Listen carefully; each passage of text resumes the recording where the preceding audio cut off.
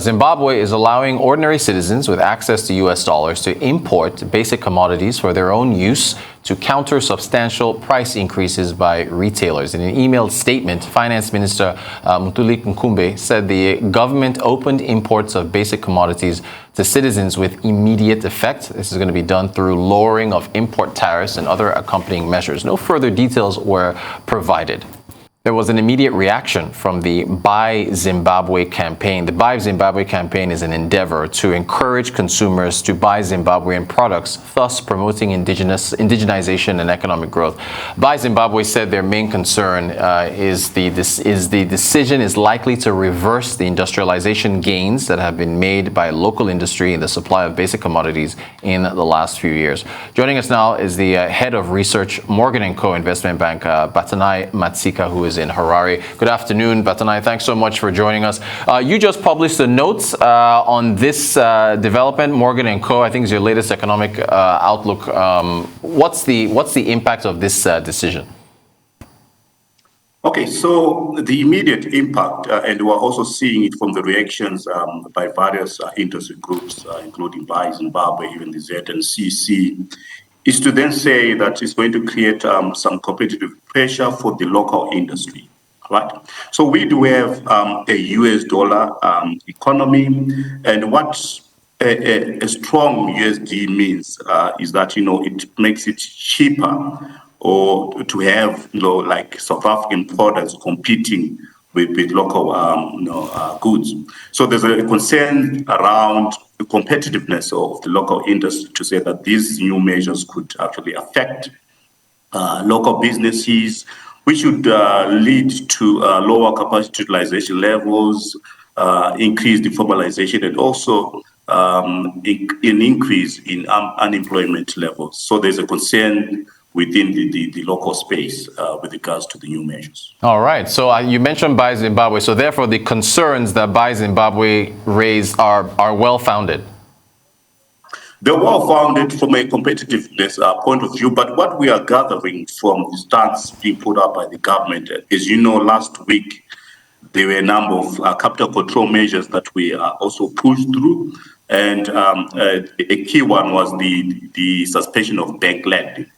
So we're seeing that, the government is also focusing, to say that what are the likely risks that could play out as a result of this new measure. And I think it's logical to then assume that there could be food shortages that could happen because of lower capacity on the part of local producers.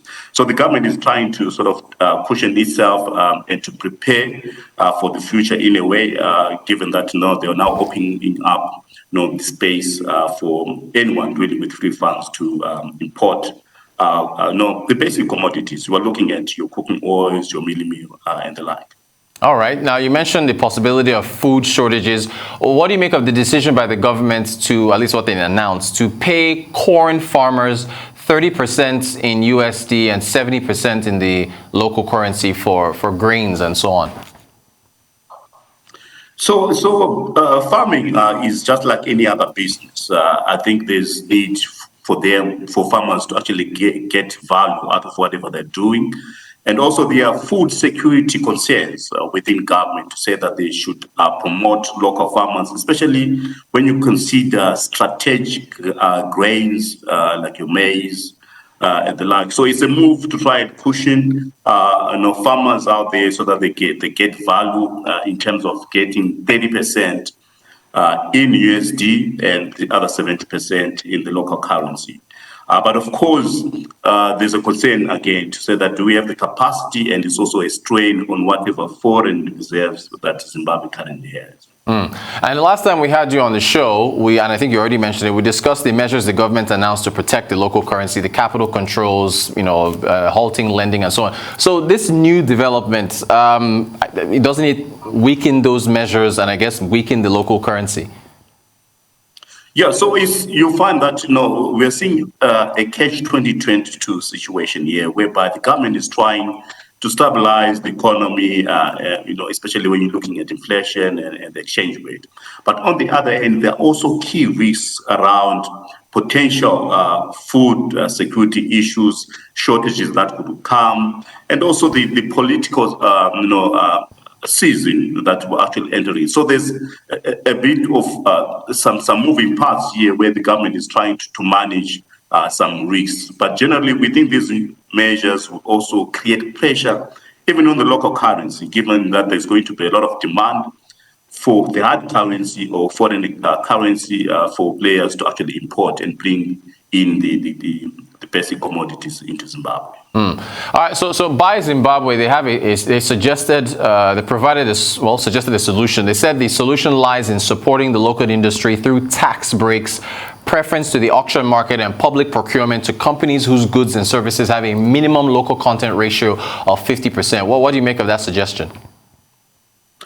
I think, of course, given their mandate, they are there to sort of support local industry. I think they're quite justified, especially when you're looking at tax incentives. I think, we have very high tax regimes for local businesses.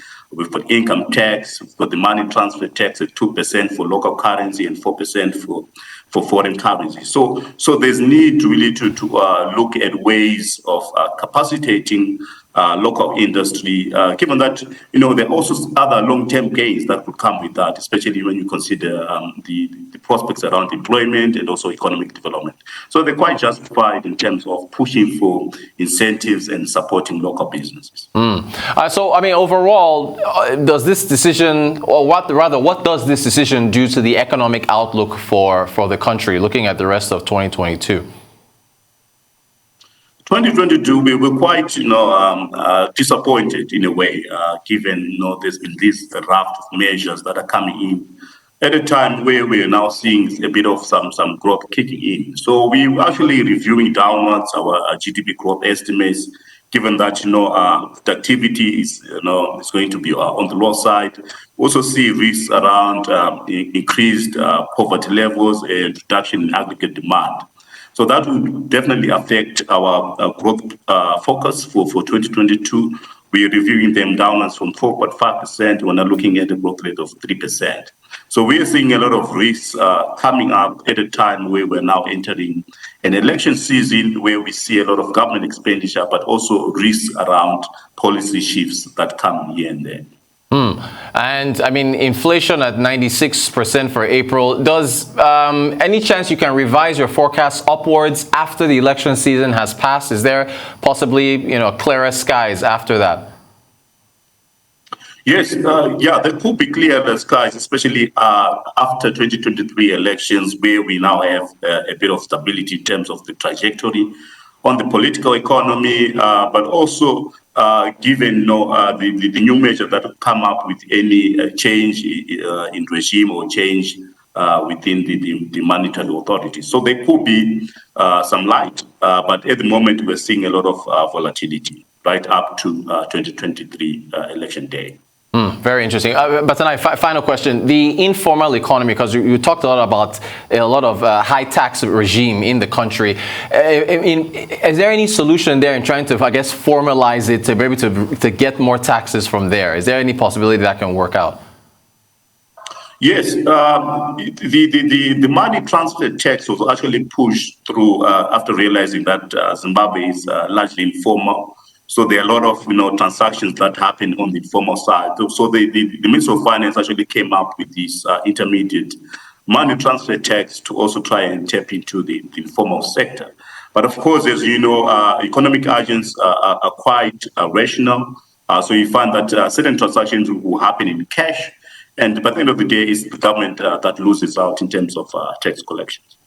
Batanai Matsika, head of research at Morgan & Co. Investment Bank over in Harare, Zimbabwe. Thank you so much for joining us to talk about this latest development. We appreciate your time.